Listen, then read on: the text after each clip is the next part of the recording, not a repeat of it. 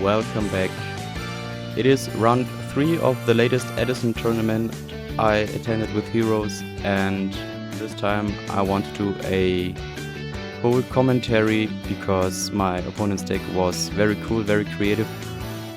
He is playing a 60 card pile, and I think it is worth showcasing his ideas. So stay tuned, and I am going first here using my Prisma just to get the setup for the Necro Shade, and also using the Gold Sark to search for the King of the Swamp, which was at that time the piece I was still missing. He's playing very defensive at the start, which gives me a second chance to use my Prisma, foolishing the Ocean to get my Murky Fusion live. Now swinging and checking what he's playing. It's the Raikou, he destroys my Scarecrow, and now he's milling 3 cards, including the Gravekeeper's Commander, I think it's called.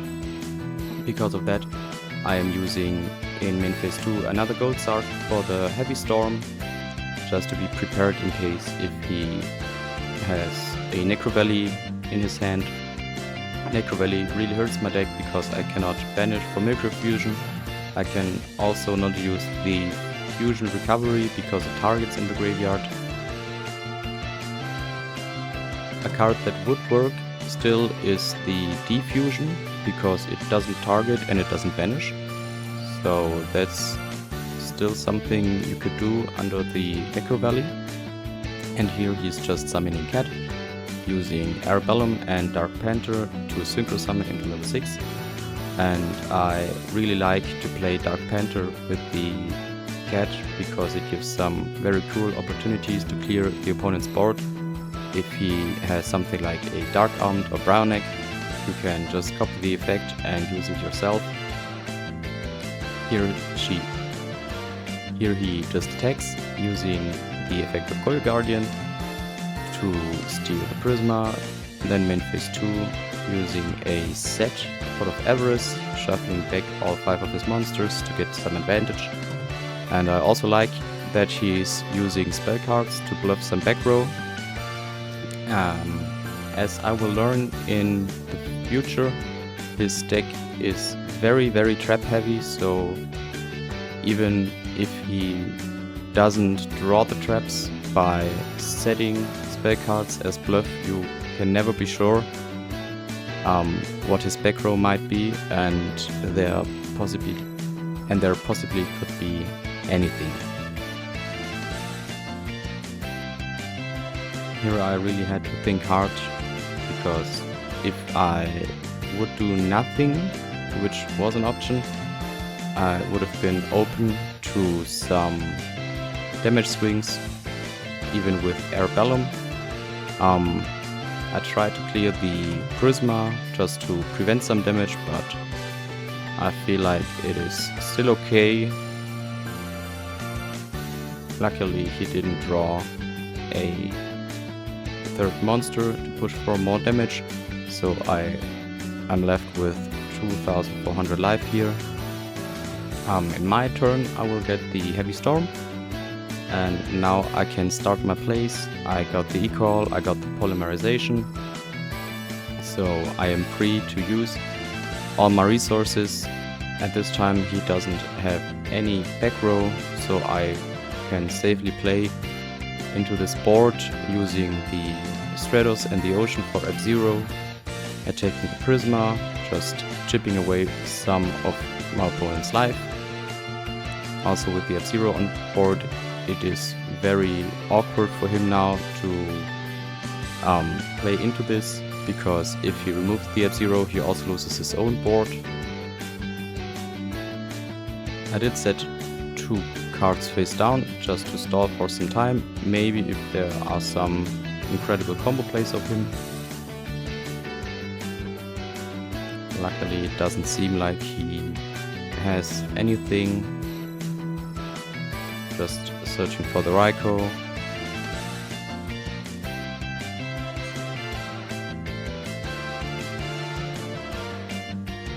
just sets one card. You also maybe saw the Deep Prison in his hand. I guess he is worried about my Heavy Storm.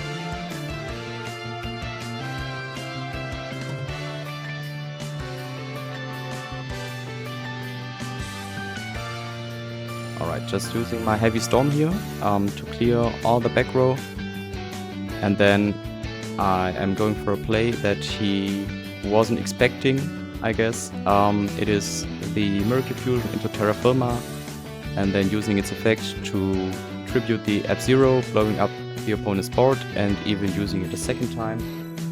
So the Terra Firma went up to 7,500, and this was just lethal in one blow, even playing around stuff like Gores. And this way I was able to secure game 1. Luckily the combo of my opponent wasn't really going off, so he had a really slow start, just setting monsters.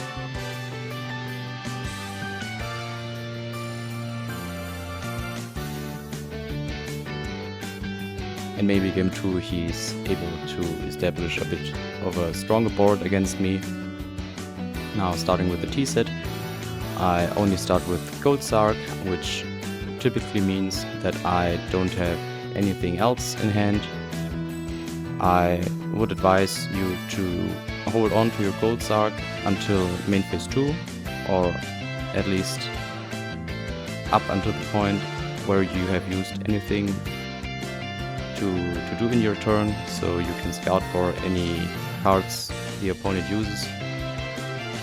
And here I even have to summon the Gores on the Sangan attack, which really shows that my hand is kind of cloggy and slow, and he just continues with set 4 and a set monster. And I guess I really don't have anything to do here, so I'm just attacking with the Gores over the Sangan, which does some damage to my opponent. And he's getting the Sangan Surge, which is really scary because he is playing the cat deck, so he could go for either stuff like Summon a Monk or the cat directly, like you see here. Also, I set 3 cards as back row, just to match his back row, and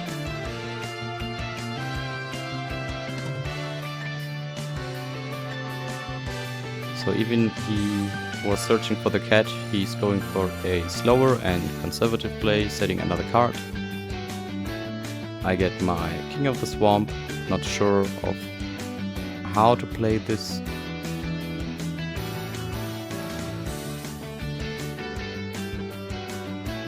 Again, just confirming my search, using now the King of the Swamp for polymerization.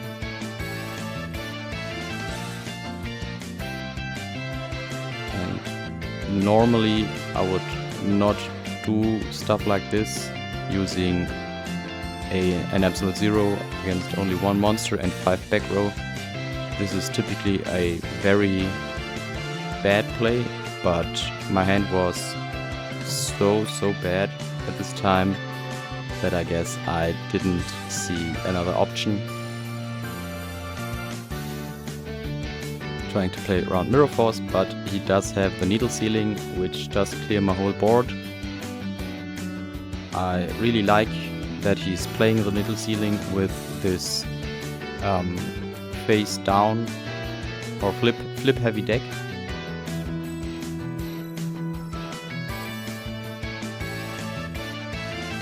Now the F-Zero is clearing his monster, and in his turn he's using the Rescue Cat that he searched after clearing my board, and I try to use the Bottomless to banish the Airbellum, but he has the Dark Bribe. We talked about the inclusion of Dark Bribe in cat decks, and it just makes so much sense. You have back row protection, and also even if the opponent draws a card, you just immediately discard it with Airbellum. So one way to play around the Airbellum strategy is to set all of your cards, so he doesn't have a discard, but with the Dark Bribe you get to draw something. He protects his stuff, and then you still have to discard it. Now in main phase 2, doing a synchro summon to Brown Egg. Now the second bottomless trap hole is finishing it. I get my equal. Get into Shoutout, search for Ocean.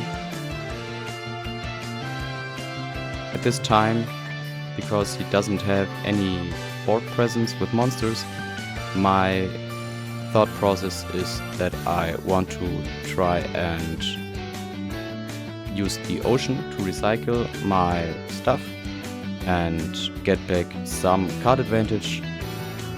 The needle ceiling earlier did hit me pretty hard. It cleared a lot of my pressure, so here I just try to do some smaller swings, which still put him down to 2700.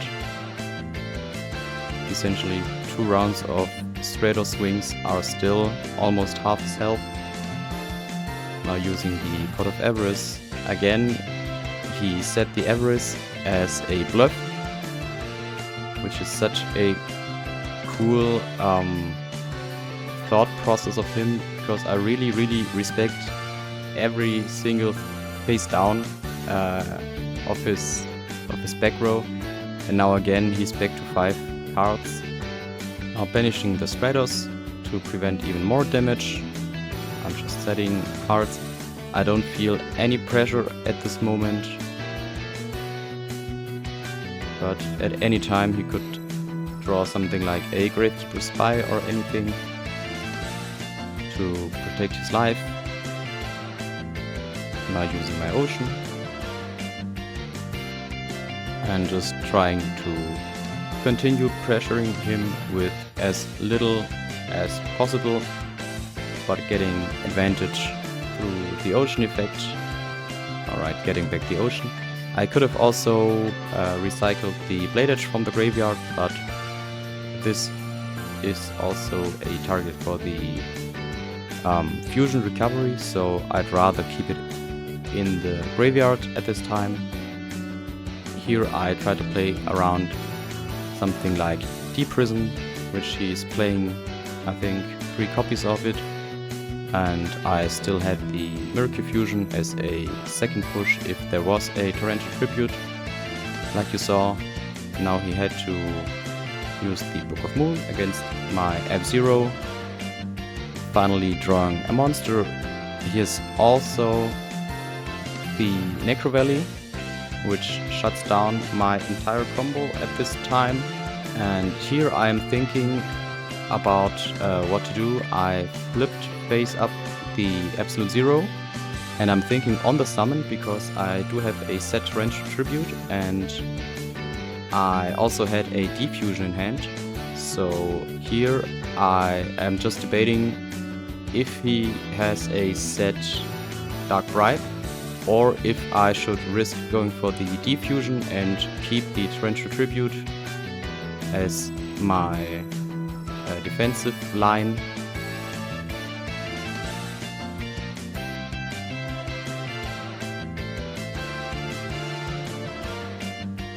And I chose to try and check for any summon traps. Now using the Deep Fusion, trying to clear his board. I wouldn't have gotten anything back from the Deep Fusion because the F-Zero was summoned with Miracle Fusion, but still it would have cleared the field and let me push for lethal. Obviously he had Dark Bribe and even the Starlight Roach against my Heavy Storm, but now I just can run over the Stardust with my Absolute Zero, which is at 3000 because of his push. Bringing my opponent down to just 700. I am setting a card, and this was really surprising. I think it's called Morphing Jar 2.